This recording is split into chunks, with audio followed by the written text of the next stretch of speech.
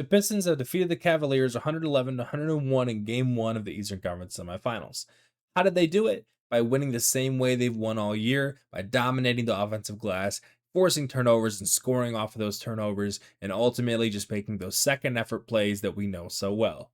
Welcome to Second Effort. Let's talk about it. This wasn't your typical superstar versus superstar high scoring affair that we've seen in the first round a little bit. The Cavs going on a crazy offensive run in Game 7 against the Raptors, and the Pistons, obviously, Cade Cunningham in Game 6 and 7 against the Magic had to pretty much take over along with some complementary pieces. This game was a lot different. This game was a lot more like Pistons games that we've watched all year. They turned over the Cavs 20 times. Pistons only turned it over 12 times, and the points off of turnovers, the Pistons scored 31 points off of those, the Cavs only 16. That was the biggest swing, along with the free throws. In this game, the Pistons got 35 attempts and the Cavs only 16.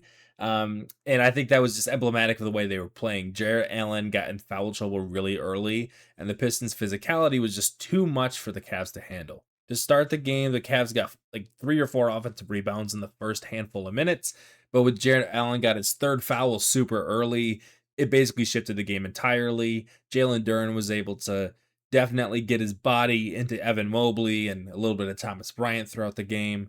But to be honest, the Cavs did have a surge in the second half. They still had 11 offensive rebounds, and it was a huge impact late in the game. It really, really frustrated the Pistons. As far as efficiency goes, this was definitely not Cade's best game. He was only 6 for 19 from the field. And really, I mean, him and Duran they both really struggled. I think, but combined, they were 10 for 30 from the field. So this was not a game for the Pistons stars to write home about as far as efficiency goes. But that being said, they still controlled the game basically the entire time until one Cavs surge in the second half. I thought this was a really good game from JB Bickerstaff when it comes to offensive creativity. It's been one of the things that a lot of us in the Pistons community have critiqued of him, especially in that first round series against the Magic. They were really making things more difficult for themselves, and they weren't getting themselves creative open shots for Cade. Cade basically had to work for every single point that he got in the last series, but today was a little bit different. Was doing some really creative things off ball. He was coming off of screens. Dean Wade was actually giving him some trouble, and he's done so in the past. So I think the Pistons made a good adjustment by getting Cade in these creative situations a lot of the time with Ausar Thompson on the ball or setting the screen. Now, obviously, one of the other big critiques of the Pistons has been that they haven't used Ausar Thompson creatively on offense to be able to negate some of the issues that his non-shooting creates. It can be really tough to have non-shooters on the court when they're just standing in the corner because they can't impact the gameplay. Like Mobley could play off him like he was a little bit in this game, but I thought that Ausar did a great job at getting himself involved and being aggressive. There was like numerous times throughout the game in my notes that I noted that Ausar was either playing through the catch. He wasn't just catching the ball and stopping and waiting a second before he figured out what to do. That was something that I saw Ron Holland do in his first game back. There was a possession where he caught it a few times on the 3-point line, and he didn't shoot it, but he also didn't drive right away, and he kind of just had to make the pass and reset the offense. But Ausar, when he was getting the ball, he was immediately going to the rim. He was excited to go try to finish against these guys, and I thought you saw the impact of that. The Pistons got a lot of offensive rebounds in this game. I think Jalen Duren had 7. So these guys really just did a good job of being aggressive, and Ausar and Cade are starting to kind of find their 2-man game and what that might look like in the future, which is exciting. There was one play that I had to pause it. On that play, Cade kicked a pass out to Ausar in the corner. He chased the pass, and then they did a dribble handoff, and the both Cavs defenders came down to try to stop the three. Ausar just slipped right through and got the easy finish, or the difficult finish, I guess. He made it look easy. He makes everything look easy right now at the rim. He's very confident. It was fantastic, and that's exactly the way that you need to be using Ausar Thompson in this offense. I also wanted to make sure we talk a lot about Jalen Duren in this game. Uh, he was one of the most criticized players from the series against the Magic, and that was for good reason. I mean, it was not the same Jalen Duren you've been accustomed to seeing this year, not the same one that, finished very high in the most improved player. Um, Duren, he didn't have it against the Magic because they were very physical, tough. They threw a lot of bodies at him. It made it very hard for him to exist. But the Cavs game, look, he still struggled with their size a little bit finishing. but I'm telling you, Jalen Duren was exceptional defensively, especially late in this game. He had a huge block on James Harden, and the most important thing probably was those back-to-back-to-back dunks in clutch time. Cade making it so easy for Jalen Duren. I mean, it's probably some of the easiest points he scored all playoffs, and they were so crucial. So shout out to Jalen Duren getting back into the scoring column. He only had 11 points and 12 rebounds. 7 of those, though, on the offensive end. Those were all big time. And he also had a huge one over Mobley and kicked it out to a Tobias corner three. So, look, there was one possession down late where he had multiple contests and finally got that block. He got an offensive rebound from his back on the floor. So that should tell you what kind of game it was for Jalen Duren. A lot better than those games against the Magic. I really liked Ausar Thompson's aggressiveness, especially in the half court in this game. He wasn't just running on fast breaks to get all of his points, but he was actually going at guys, and it was usually leading to good stuff because he's making great passes. He had 5 assists in this game. I think 4 of those were in the first half. He was being aggressive on offense, attacking him at the rim. And he again did a great job, although in foul trouble at some times during this game, and still being able to make those incredible defensive plays and those incredible, huge impact plays. There was some unbelievable steals and blocks in this one, just like every game. So, I can't sing his praises enough. Duncan Robinson 5 for 8 from three in this one. At first, to be honest, he like hesitated on an early one, and then he ended up getting his shot blocked when he drove, but he came back the next possession, hit a three. He had an and one against Harden, and then shoulder bumped him, and it almost led to a little skirmish. So that was awesome. But 5 of 8 from three. I mean, this is exactly the game you want to see. He had a big three off of a flare screen from Stu, and he had his 4th foul early in the 3rd quarter. When Harden or Mitchell have the opportunity, they're going to try to go at him. I thought he did all right on those possessions, but that being said, when it came down to the crucial time in the 4th quarter, he was in the game over Ausar, and I was a little bit nervous about that because generally this year when we've gone offense over defense with our substitutions, it hasn't really gone well. But he definitely finished the game really strong, and like I said, I can't really complain about JB Bickerstaff in this game. To highlight a little bit of the bench, Ron Holland. It was his first game, since kind of the opening minutes against the Magic, and him and Javante both hit like unbelievable buzzer beaters to end the 2nd and 3rd quarter. Ron Hollins was literally from the logo. I don't know why he can shoot it way better from there than other places on the 3-point line. But that being said, he was huge. He had a big and one finish. He stepped up to Schroeder after that shove. Definitely a tone-setting moment there.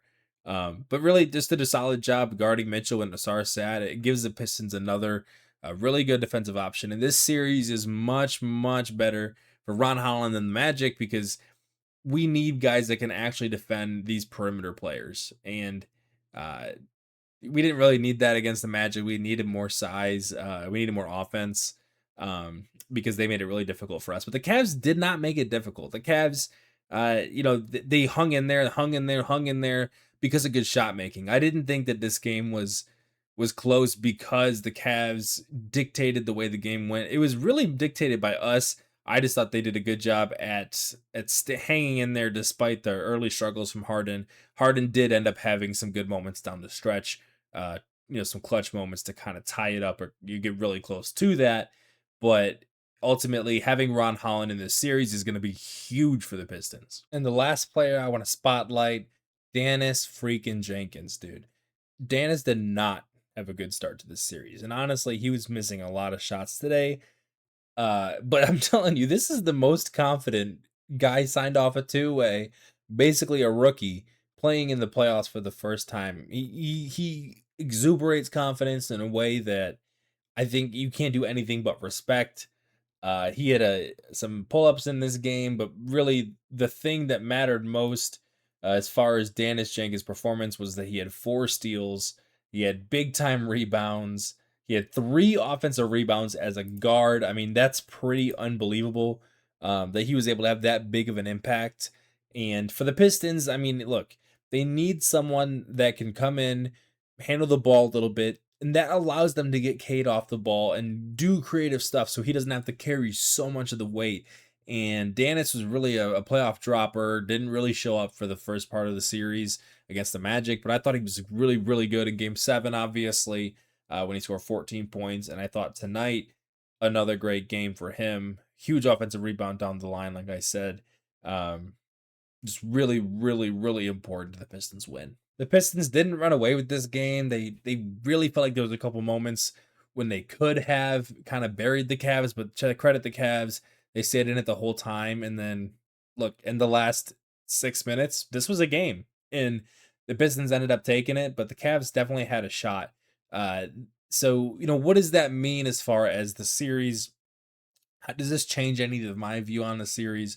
I kind of say no, to be honest. I think it did confirm to me that the Pistons were going to have an easy time getting to their shots. They're not the best shot making team. They're not the 3-point shooting team. But I think getting good shots is going to be something the Pistons are going to be able to do.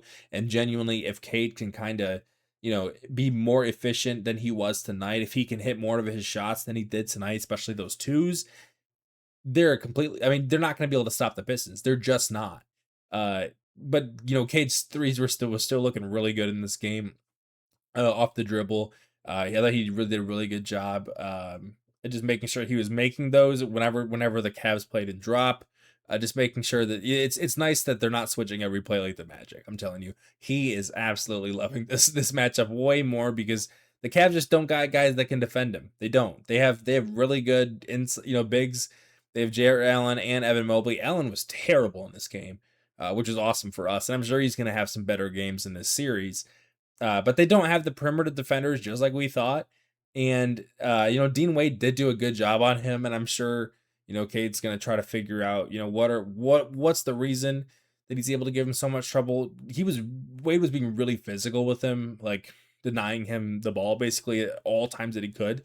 But Cade still found ways to, make impact plays. There was a play down in the stretch where what he did was Daniss had the ball, and instead of Cade was kind of being denied the ball a bit, so he just used himself and Dean Wade as a screen, and it got Daniss a huge look down the stretch. So Cade did a good job still at executing despite the poor shooting night. But I think down the stretch in this series, like Cade's gonna shoot it better, and when he does, I don't know how the Cavs are going to stop him. To be honest, I don't know. I think the Cavs are definitely going to have some good offensive games in this series. Um, I thought tonight they did shoot it pretty well a lot of this game. The Cavs ended up shooting 37% from three. They shot 38 attempts versus Detroit's only 26, but they both shot about the same percentage. Um, but Harden's going to go better than 1 for 7. Mitchell's probably going to go better than 4 for 10. So we'll take the win. But I think the reality is the Pistons' two biggest scorers in the game seven against the Magic were Tobias Harris and Cade. Cade shot 6 for 19. Harris was 6 for 14. Duren was 4 for 11.